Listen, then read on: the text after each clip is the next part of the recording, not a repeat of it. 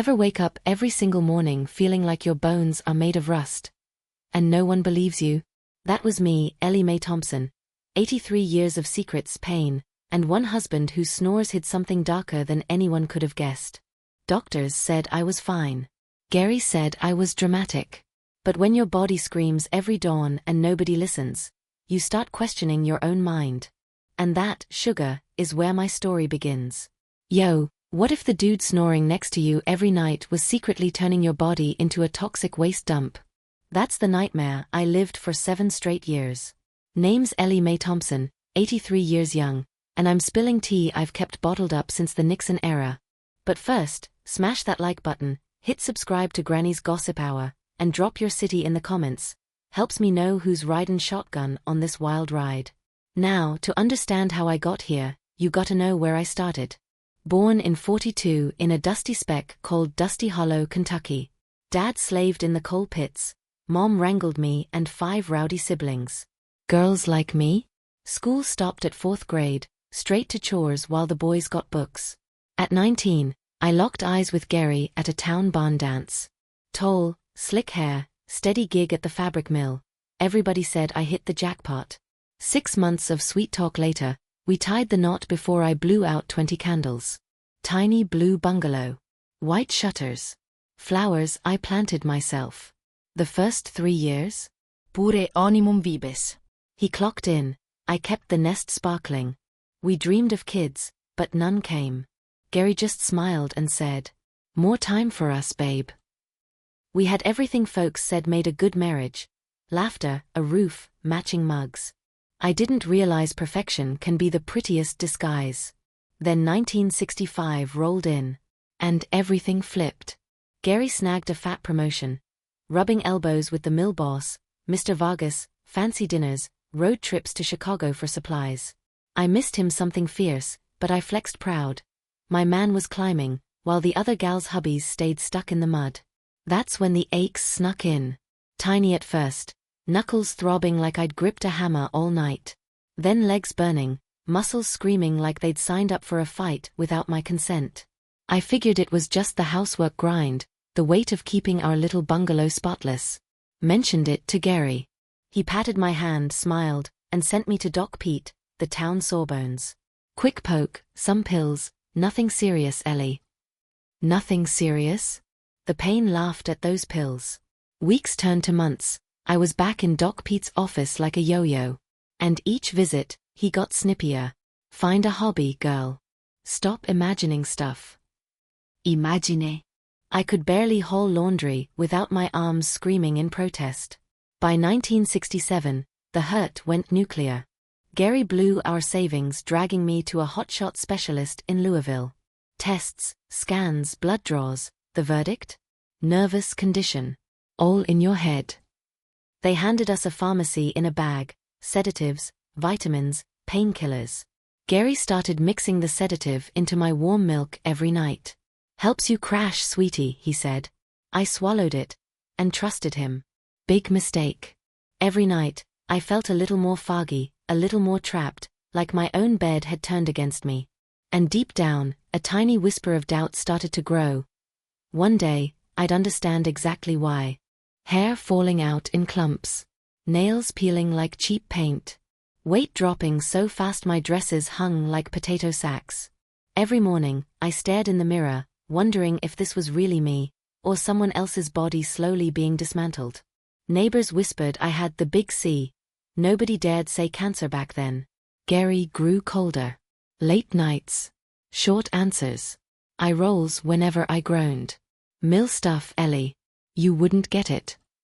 By 1969, desperation had me by the throat. I swore I'd figure this out, or bust. That's when Ms. Harper moved in next door. Ex-teacher from Louisville. Widow. Zero filter. Rocked slacks while the block wore skirts, smoked on the porch, devoured thick books. Town called her improper. Me? I was lonely as a lost pup, and I needed an ear that didn't pity me. Started popping over afternoons while Gary worked. Miss Harper actually listened. No interruptions, no side eye. One day she leaned back in her chair, eyed me like she could see through my bones, and asked, Any pattern? Pain worse after certain meals or nights? Nobody ever asked that. Nobody. I started a log. Boom, the pattern smacked me upside the head. Agony peaked the mornings after Gary's late shifts. I told Ms. Harper. Her face went ghost white. She yanked the curtains shut, leaned in, whispered, "Ellie, you 100% trust that man?" My jaw hit the floor. Trust Gary? The guy who paid docs, filled scripts, tucked me in? Impossible. But doubt wormed its way in. Ms. Harper didn't push, just dropped a bomb. Tonight, fake the sedative. Palm the pill, act zonked, see what he does. I laughed it off. Until bedtime. Gary handed me the milky glass, same routine. I fake swallowed, cheeked the pill, slid under covers, heart hammering like a jackhammer. Midnight. Bed creaks. Gary sneaks out. I tail him ninja style down the stairs. Kitchen door cracked. I peek. Dude's at the cleaning cupboard. Pulls a mystery vial. Drips clear liquid into my morning coffee mug, the blue one I use every dang day. My stomach flipped. My hands shook. How could he? My Gary. I ghosted back to bed, shaking like a leaf. Next morning he kisses my forehead, bolts to work. I beeline to Ms. Harper, bawling. She's calm, deadly serious. We need rock-solid proof, honey, something cops can't ignore. Enter her son, Jay, city kid with a fancy camera that shoots in the dark. 2 days later, he rolls into town, gear in tow. Game on. Ever waited 3 days to find out if your husband's been trying to kill you? Let me tell you, it ain't sleep you lose, it's every ounce of faith you ever had in love. Jay schooled me on the camera, clunky beast but simple enough. We stash it atop the kitchen cabinet, hidden behind a fake fern, lens zeroed on the counter. That night, I fake another pill, ears perked. Midnight strikes. Gary repeats the ritual, vial, drops, swirl, back to bed. Morning, he's gone. I snatch the film, sprint to Ms. Harper. 3 days of torture waiting. I keep playing sick wife, smiling through clenched teeth every time Gary smooches me goodbye. Weekend hits, photos ready. Black and white truth staring back, Gary dripping poison into my mug, clear as day. My hands shook. My knees buckled.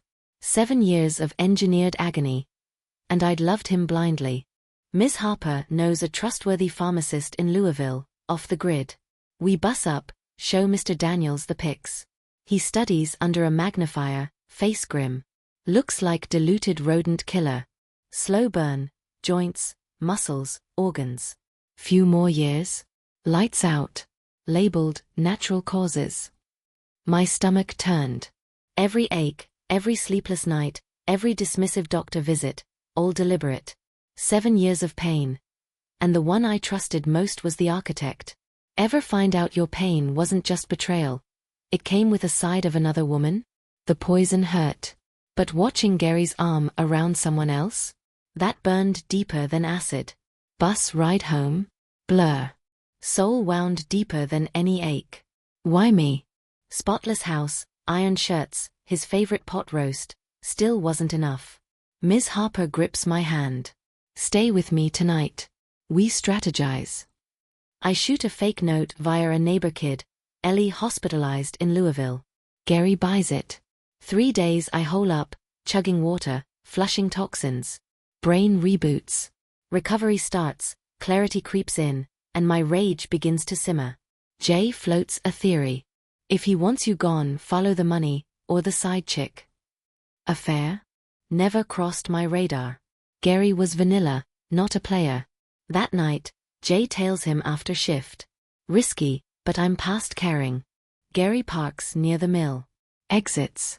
Arm around a glamorous blonde. They peel out in his truck toward the rich suburb. Jay keeps pace, snapping pics, heart hammering. They arrive at a mansion, hand in hand, zero sneak. Gary doesn't emerge for hours. Jay races back with photos. I look at them. My world shatters again. Every betrayal stacked on top of the last. Poison, deception, dismissal, and now, love too, twisted and stolen from me. Blonde? Heather Vargas, boss's sister-in-law, widow, loaded. Town royalty. Me? The help. 7 years of betrayal, 7 years of poison, all under the same roof. Miss Harper lays it out, cops or confrontation. Cops need ironclad evidence. Pictures alone might get spun as vitamins. I wanted him to confess, face to face. Jay hands me a tiny pocket recorder. Plan, bait him, make him talk. Friday, I walk in like nothing's wrong. Smile, cook his favorite, steak and onions. Gary stares like I'm a ghost. Small talk, polite chews. He showers. I tuck the recorder in my apron. Heart steady. Face calm. Calm terrifies a guilty man. Back in the kitchen, I lay the photos and the poison vial on the table. No yelling. No wabbing. Just evidence. Recorder running. I look him dead in the eye. Explain, Gary. Silence. A cough. A murmur. He tries the usual lies.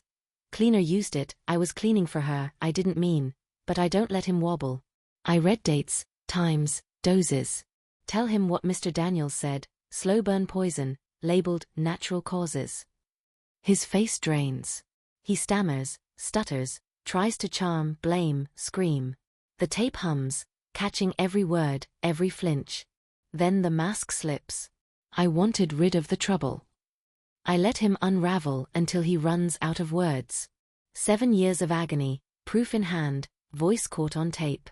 I say what I'd waited to say since 65. You gave me pills and pity. You gave me poison and silence. Which one did you think would finish me first, your secrets or my faith? Silence crashes. He trembles. I don't. The confession, the photos, Mr. Daniels' analysis, all proof. Ms. Harper calls Jay. Jay pockets recorder and photos, heads to the precinct. I step onto the porch, breathe. Not healed yet but seen. For the first time, the thing that haunted me had to meet my eyes while I showed it the door. 7 years of pain, betrayal, and silence. Ended with a calm stare, a tape recorder, and a woman who refused to be broken. Ever hear a confession that melts your anger into ice-cold control?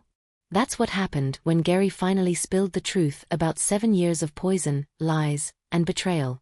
Cold voice. Flat, deliberate. You weren't supposed to croak fast, just fade. Long illness, no questions. My skin crawled. Why? Bitter laugh, slow and smug. Heather. 4 years running. Divorce? Scandal, job loss. Her plan, slow drip till you're gone. Every word a gut punch. Her pharmacist brother supplied the juice. Doctors bought the crazy wife act. Recorder catches it all, crystal clear. One last stab.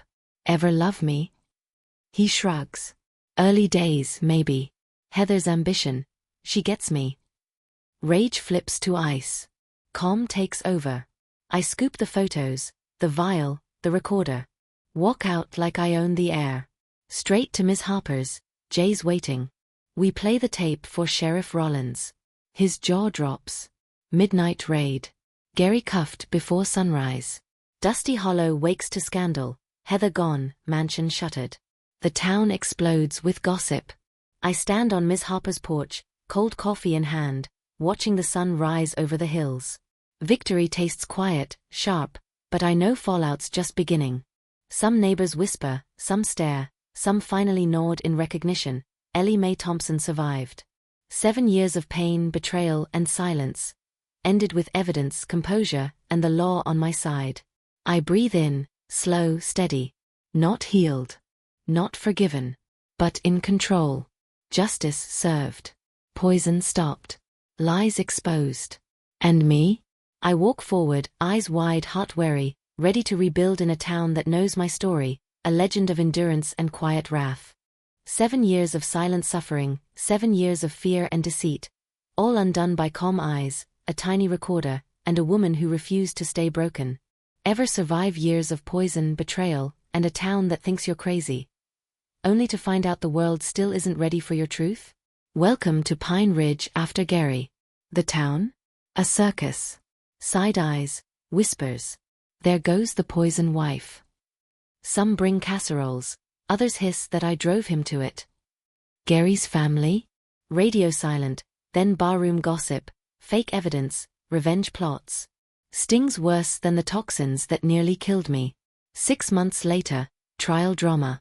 Courtroom chaos, defense spinning tales of an unhinged wife. But the evidence? Tape, photos, poison analysis in my blood, pharmacist testimony, undeniable. Heather? Gone. Ghosted. Maybe Mexico. Gary? 15 years for attempted murder. Parents' ball, I feel nothing. Financial fallout cuts deep. House sold to cover lawyer fees. 27,000 gone. Health wrecked. Savings vanished. Everything built up over decades, drained in the pursuit of justice. Ms. Harper grips my shoulder. Come with me to Louisville, fresh zip code, fresh you. Terrifying? Hell yeah. Staying in Pine Ridge meant whispers, judgments, and ghosts. So, August 70, 2 suitcases, bus ticket clutched tight. The past rides shotgun. I'm just hoping the road ahead has more mercy. I leave behind the blue bungalow with its iron shirts, flower beds, and memories of a man who tried to erase me. The town still talks. Some admire the fight, others resent the survival. But I breathe, finally. The poison's gone from my veins, but the scars, visible and invisible, remain. New city, new air. Ms. Harper's apartment feels like sunlight in winter. I unpack slowly, savoring every unbroken item, every clean corner, every step that's mine alone. Fear still whispers, but it's quieter now. Relief hums beneath it. At 83, I learn the hardest truth. Survival isn't just enduring pain or proving your innocence. It's claiming the life left to you, shaping it on your own terms, and walking forward even when the town, the world, even your own body, isn't ready to believe in you yet. 7 years of torment, silence, poison, and betrayal. Ended. Not with vengeance, not with screams, but with control, courage, and a quiet, hard-earned new beginning. Ever hit rock bottom so hard that the city itself feels like a slap in the face? Only to find it's the push you've been waiting for? Louisville hit me like that. Culture shock slammed me first. Horns, hustle, skyscrapers. Dusty Hollow's quiet hills replaced with sirens and streetlights. Crash-landed with Ms. Harper in the Highlands, grateful for a roof and an ear that didn't pity me. Health? Trash. Chronic anemia, cranky kidneys. Doctors finally looked past the crazy wife label. They listened. They tested. They cared. Bills stacked like bricks. House money gone. Lawyer fees devoured savings. Needed work, needed income, needed something to own. Miss Harper hooked me up with Mrs. Donovan. Rich widow, sprawling townhouse, walls of books taller than me, globe-trotting tales etched in every corner. Pay? Peanuts. Room and board? Priceless. Mrs. Donovan wasn't just a lady with money. She was a mentor, a spark. Smarts ain't diplomas, Ellie, it's hunger, she'd say, eyes sharp. Nights we swapped stories, she challenged me, teased my curiosity awake. Slowly, fear gave way to confidence. Then came night school. Oldest kid in class, 29 years young, or 83 in the soul. Laughs from classmates, side-eye from the teacher, but I thrived. Each A I earned felt like a middle finger to the past, a tiny rebellion against every year Gary tried to erase me. Each page I read, each sentence I wrote, a step further from poison, betrayal, and the gossiping streets of Pine Ridge. Louisville taught me lessons Dusty Hollow never could.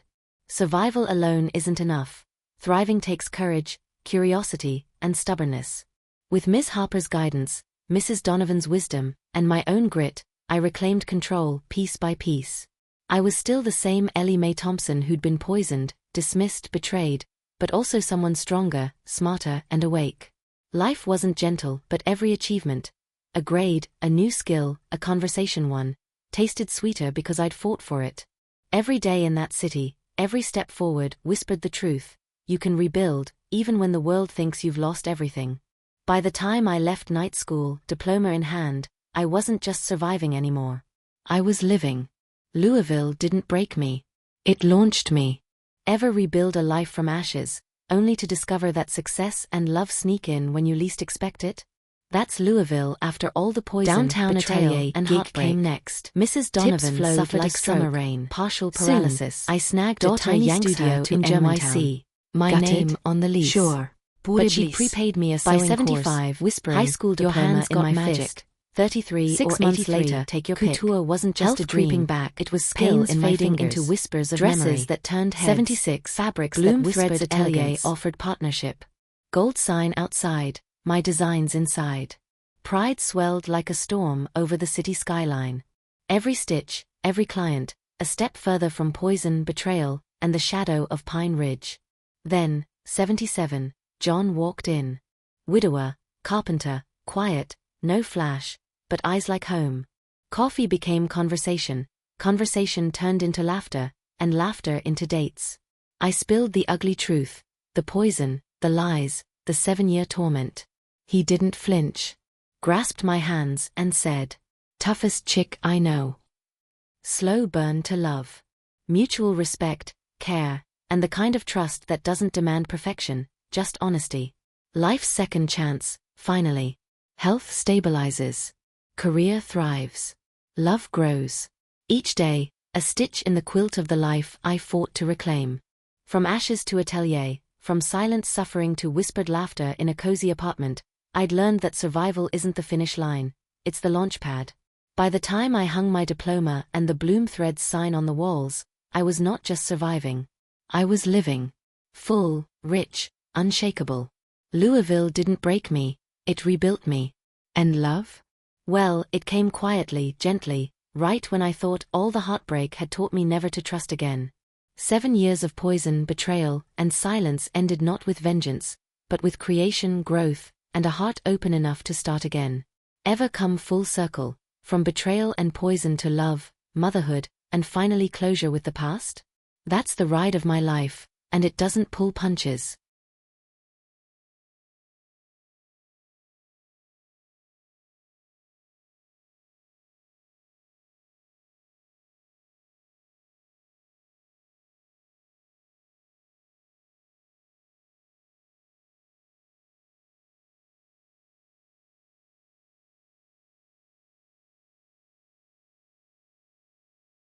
We married in 78, a few real friends, nothing flashy. I'm 38, still running Bloom Threads Atelier.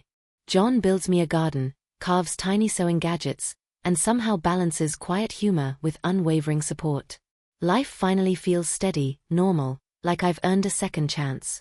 Then 79 hits, curveball. Pregnant at 39. Doctors panic, high-risk pregnancy, bedrest mandatory. I push through the hell of immobilized months, my hands itching to sew, my mind racing with fear and hope. May 80, baby Mia arrives, screaming and perfect, 6 pounds of miracle. John steps fully into fatherhood, changing diapers, rocking her at midnight, whispering, she's ours, Ellie. Every stitch you sewed in life brought her here. By 85, a letter arrives, Mom's dying. First trip back to Pine Ridge in 15 years. Heart heavy. Town stairs, whispers cling like cobwebs. John holds my hand. Family trip. We got you. At the store, I bump into Gary's mother. Drops it like a stone, he died in prison. TB. Regret. Weird peace settles in my chest. No hate left. Just acknowledgement that years of fear and poison are truly behind me. Mom passes, holding my hand. Funeral full of friends, family, laughter through tears. I look around, breathe deep. I survived the gossip, the poisoning, the betrayal, the loss, and I emerge free. Free to love, free to mother, free to live without the shadow of Pine Ridge stretching over me. From Dusty Hollow to Louisville, from poison to triumph, from isolation to love, my life is messy, jagged, and beautiful. I've stitched it back together with courage, wisdom, and stubborn hope. Closure isn't just a word. It's the soft morning light on Mia's crib, the hum of my sewing machine, John's hand in mine, the memory of what was endured and the realization that I still get to write what comes next. 7 years of torment ended not with vengeance, but with survival, empowerment, love, and finally peace. Back in Louisville, second kiddo Charlie at 45, another high-risk win. Atelier booms. We hire, teach classes. 2003 John and I throw silver bash. Mia's law grad, fighting for women. Charlie restores antiques. 2010 John's cancer, fights 2 years, sees Charlie graduate, gone weeks later. Aches different, gratitude mixed with void. Scale back work, chase grandbabies, start speaking at shelters, I beat poison, you can beat this. Sparks fly in broken eyes, hope's contagious. 2015 Mag Calls, national feature. I agree if focus is rebirth. Journalist drops bomb, Heather alive, Alzheimer's in Nashville, confessed on tape.